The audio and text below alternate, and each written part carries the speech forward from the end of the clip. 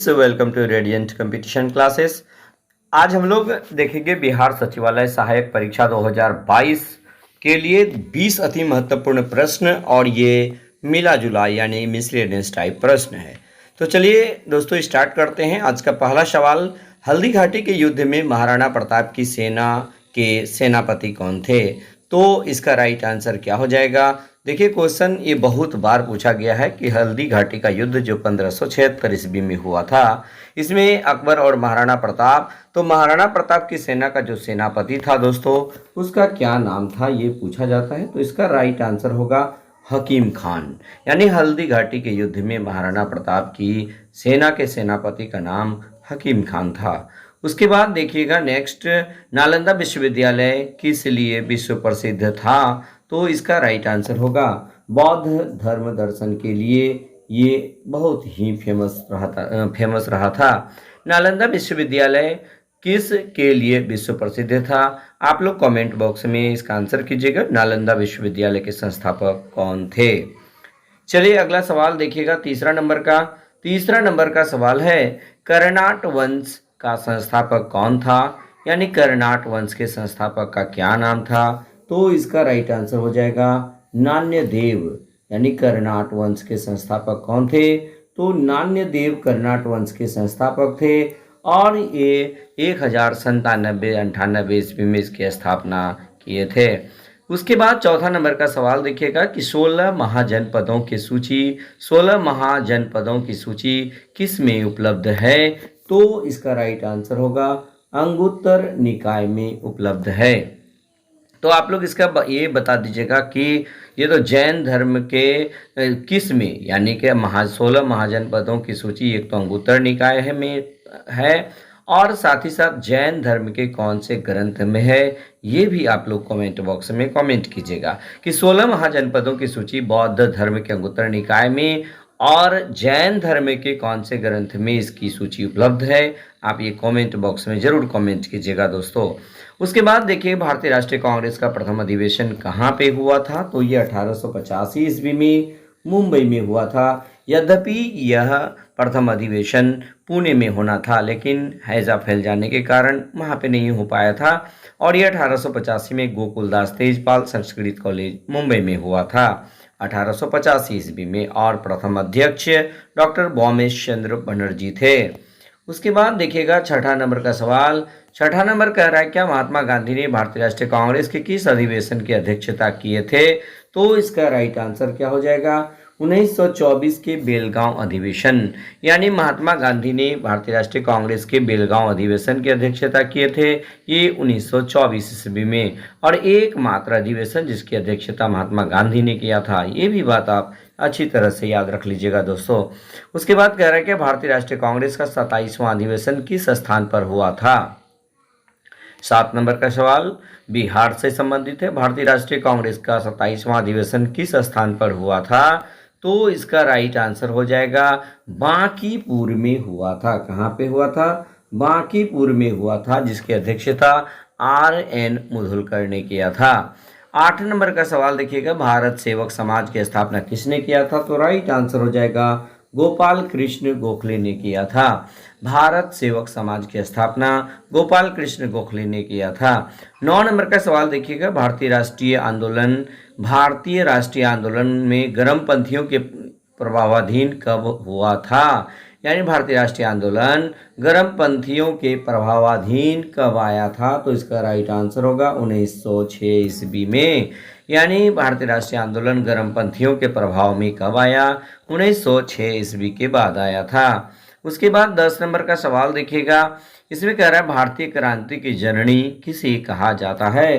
तो इसका right answer हो जाएगा मैडम भीखाजी रुस्तम कामा को भारतीय क्रांति की जननी कहा जाता है। 11 नंबर का सवाल देखिएगा, भौगोलिक क्षेत्र की दृष्टि से जापान का सबसे बड़ा द्वीप कौन सा है? तो इसका राइट आंसर हो जाएगा हॉन्शू द्वीप। ये सबसे बड़ा द्वीप माना जाता है। यानी भारत का ये जापान का सबसे बड़ा द्वीप हॉन्शू द्वीप है। ये अति महत्वपूर्ण, ये कई बार परीक्षाओं में पूछा जा चुका है। उसके बाद ग्रीनलैंड किस देश के अधीन है? ये भी बहुत ही महत्वपूर्ण सवाल है। तो तो ग्रीनलैंड दोस्तों डेनमार्क के अधीन है। नेक्स्ट देखिएगा 13 नंबर का सवाल। 13 नंबर कह रहा है क्या विश्व की सर्वाधिक लंबी पर्वत श्रृंखला का क्या नाम है? तो राइट आंसर है इसका एंडीज, यानी विश्व की सबसे लंबी पर्वत श्रृंखला का नाम एंडीज है जो दक्षिण अमेरिका में स्थित है। 14 नंबर का सवाल देखिएगा, फिजी द्वीप कहाँ स्थित है? तो इसका राइट आंसर हो जाएगा फिजी द्वीप प्रशांत महासागर में स्थित है। फिजी द्वीप कहाँ स्थित है दोस्तों? तो प्रशांत महासागर में स्थित है। नेक्स्ट देखिएगा 15 नंबर का सवाल। 15 नंबर कह रहा है क्या महाद्वीप कैसे अलग हुआ था? तो इसका राइट आंसर हो जाएगा विवर्तनिक क्रिया के द्वारा ये महाद्वीप अलग हुआ था। आपको पता होगा कि सभी के सभी महाद्वीप यानी कि सातों महाद्वीप एक साथ जुड़े हुए थे, जिसे पैंजिया कहा जाता है। जिसे क्या कहा जाता था? पैंजिया कहा जाता था। और सभी के सभी चारों महासागर एक साथ मिले हुए थे और जिसे पैंथालासा कहा जाता था, ये आपको निश्चित रूप से पता होगा। तो महाद्वीप कैसे अलग हुआ था, यानी पैंजिया से ये 7 महादेश कैसे बना था? तो कौन सी प्रक्रिया के द्वारा बना था दोस्तों? तो ये विवर्तनिक क्रिया के द्वारा बना था। ये अच्छी तरह से याद रख लीजिएगा। उसके बाद 16 नंबर का सवाल है, तकला मकान मरुस्थल किस देश में स्थित है? तो इसका राइट आंसर हो जाएगा तकला मकान मरुस्थल चीन में स्थित है। उसके बाद देखिएगा 17 नंबर का सवाल, पीतल में कौन कौन सी धातुएं हैं? तो आपको एक कोड में दिया था पिताजी, याद रखिएगा पिताजी। ये बीपीएससी में 20 बार पूछा था। आपको लगता है कि ये छोटा क्वेश्चन है, लेकिन ये क्वेश्चन लगातार परीक्षा में पूछा जाता है। तो पिताजी याद रखिएगा, पी से हो गया आपका पीतल, ता से हो गया तांबा, जी से हो गया जस्ता। यानी कि तांबा और जस्ता का जो है ये मेल से, तांबा और जस्ता के मिश्रण से पीतल का निर्माण होता है। यानी पिताजी जरूर याद रखिएगा। पी से हो गया आपका पीतल, ता से हो गया तांबा और ज से हो गया जस्ता, यानी जी से हो गया जस्ता। चलिए उसके बाद 18 नंबर का सवाल देखिएगा दोस्तों, मानव शरीर में विटामिन ए भंडारित किस में होता है? तो विटामिन ए जो है आपका लीवर में भंडारित होता है। 19 नंबर का सवाल है, डीएनए को किसने अंतः पात्र में बनाया था? यानी डीएनए का पात्र निषेचन किसने किया था? तो राइट आंसर होगा आर्थर कोनबर्ग ने किया था। डीएनए को किसने अंतः पात्र में बनाया था? तो आर्थर कोनबर्ग। इसका क्वेश्चन कैसे पूछा जाता है? डीएनए का पात्र निषेचन किसने किया था? तो राइट आंसर हो जाएगा आर्थर कोनबर्ग ने किया था। 20 नंबर का सवाल देखिएगा, मनुष्य के शरीर में पैर की हड्डी कैसी होती है? तो मनुष्य के पैर की हड्डी जो है ये खोखली होती है दोस्तों।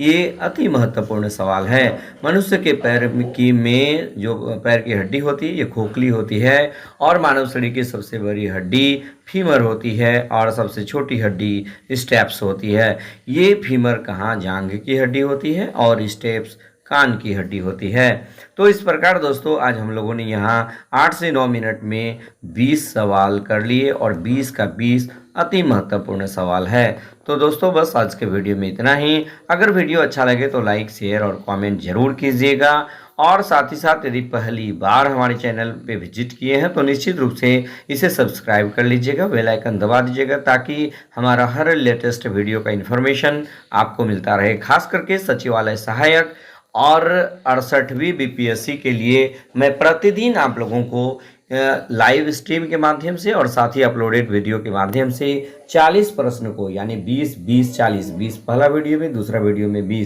40 प्रश्न को शामिल करने का प्रयास करता हूं। मैं समझता हूं कि ये आपके लिए अति महत्वपूर्ण साबित होगा। तो दोस्तों बस आज के वीडियो में इतना ही। धन्यवाद।